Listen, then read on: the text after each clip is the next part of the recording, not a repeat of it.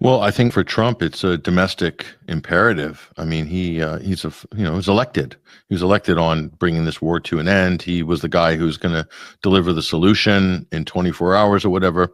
But here we are 8 months later, and domestically, I think he's got to be seen to be doing something here, because this situation is really degrading fast. I mean, we could say that the rush to get this summit in place is because of the collapse of the Ukrainian front line. That would be probably a big reason why the U.S.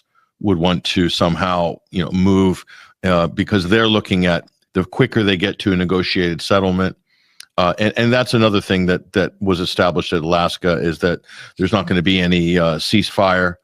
That's a prelude to a negotiated settlement. It's going to be the other way around. And that's just kind of now at least universally accepted, that the quicker they get to that negotiated settlement, that they could freeze the conflict. In other words, the borders, the front lines can be frozen, because that's a big concern, because that really defines how that ends up, is going to define whether Russia can be seen to have won, or seen to have been forced into a stalemate, or whatever, however they spin it. But it can't be, from a European and a NATO point of view, or a EU point of view, it cannot be seen that Russia has viewed to have won or got everything that they want.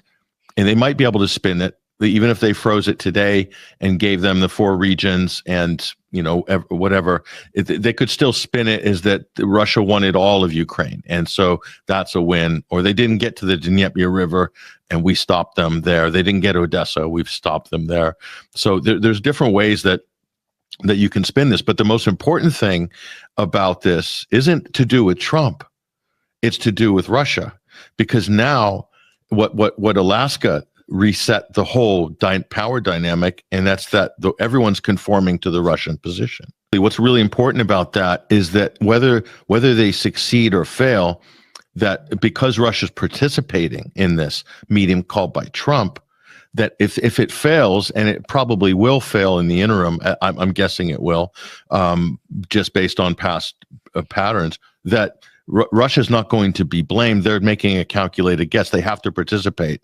And if they do, they've been consistent the whole way. So if anything goes wrong, it's not going to be because Russia's changed its position or been flippant or whatever. But Trump has been very erratic. The Europeans have been very erratic. So the international community would more likely, the suspicion or the blame might go on them or Zelensky and not Russia. So that's what's really important about the power shift, is that who would be blamed if it fails. But Trump hasn't used any of the leverage that I've seen so far. And in fact, he's allowed them to continue to make the statements that they make, and they're still unmoved. So we're no closer than we were before Anchorage. No, and if you look at the attack on the pipeline that supplies crude oil, Russian oil via Ukraine, transit through Ukraine to both Hungary and Slovakia, the Druzhba pipeline, the timing of that was clearly staged to undermine or to damage the meeting in Alaska. There's no doubt about that, and the Europeans coming to Washington. So we have a situation still where we have the SBU, who is basically joined at the hip with the CIA and British MI6 and whoever else, and that they're doing things that actively undermine the negotiation or the peace process. So, and as I said, on a couple of other programs of the last couple of weeks, even if Putin and Trump draw a contract up in blood, okay, put their fingers on the paper, there's nothing that's going to guarantee that the Europeans or Zelensky and the regime in Kiev are going to abide by it, cooperate with it, or anything. So it's really just between the U.S. and Russia. That's the real problem, actually. And he kind of went back to, well, here's a good news story. The way he's telling it, we're no longer giving any money to Ukraine. They request through NATO, we deal with NATO, we don't deal really with Ukraine. NATO requests missiles, they want Patriots, they want missiles. We give the missiles to NATO, NATO pays us in full and does what they want. I mean, I think they give them mostly they can do other things with them too, because we're dealing with NATO. We pay no money to Ukraine. We gave $350 billion. He seems pretty excited about selling U.S. weapons to NATO for the purpose to then funnel on to Ukraine. What do you make of that? Well, that allows him to kind of wash his hand of that. That was a big, complaint by the MAGA base, and it was used to kind of rev up this issue early on after inauguration, which is that, why are we wasting all this money on Ukraine?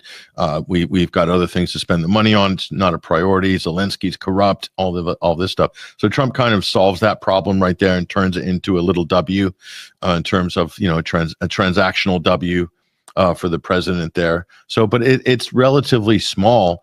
It's also problematic as well, because the way that Trump is framing is, we don't have anything to do with what happens with these weapons. The Europeans can do what they want. We're going to sell them the weapons. Well, what happens if some of these weapons are used to hit targets inside Russia, hitting civilians, and Russia decides they're going to escalate there?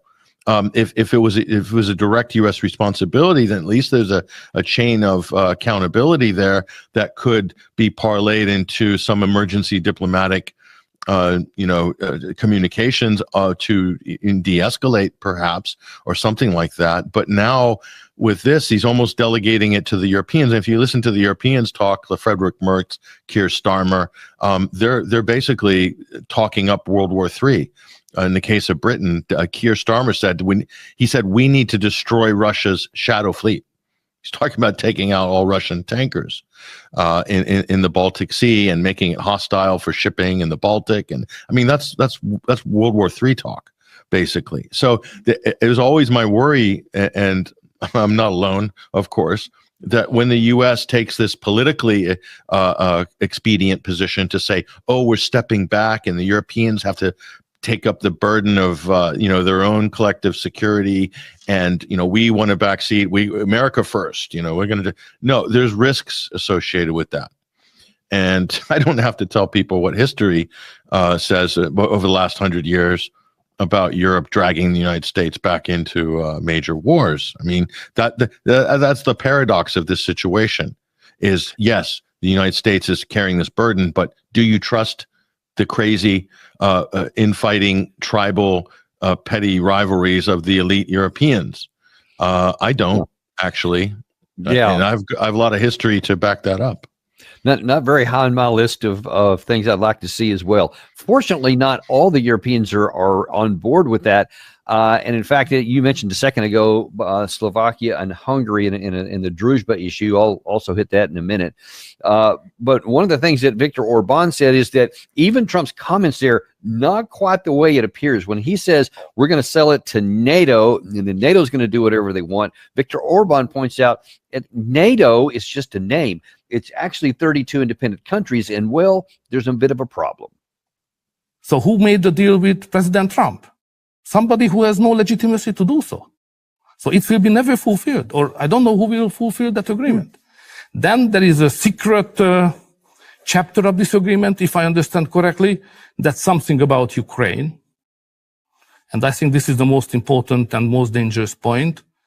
As we are informed, there is a deal that the United States will sell weapons to the Ukrainians in a way that it will be paid by the European Union. But who will pay for that? Because Brussels cannot do so.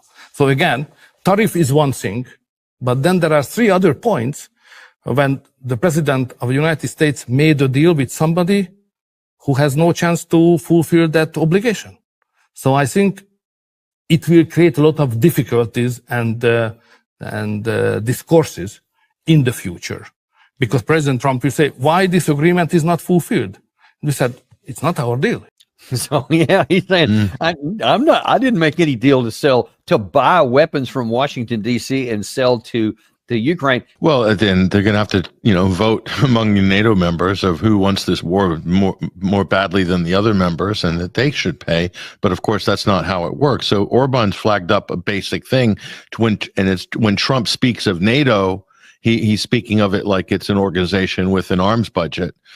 They do have budgets at Brussels, but it's the collective members' military spend that comprises the military force of NATO. So that's a legitimate question. When it's the United States picking up the tab, it's a straight transaction. It's a deal. The United States is supplying the weapons, whether it's lend-lease or they're just giving direct shipments, or in the case Trump was also floating about the piling on more debt onto Ukraine to pay for all this. I mean, there's a certain amount of debt that's probably going to be written off, but there is a significant amount of the aid and even some military aid that technically would have to, would go in the liability column for Ukraine. So, but Orban, very canny politician, and he's not going to let that one go. And he's also he and the rest of the Central Asian countries, that's a real opposition bloc within the EU and NATO. They're right on the front line, all those countries. And I think Romania would have been like that if there wasn't meddling in their election by USAID and the US. So, I mean, that's pretty much the whole of, the bordering countries of Ukraine. So what does that tell you? That tells you that everybody who's, furthest away from the conflict in Europe is the most vocal and hawkish. So that's not going to work. So that's very interesting how this is going to play off. There's problems with NATO and these types of situations. Again, when America comes out, you have real problems that could actually affect the integrity of NATO as an organization.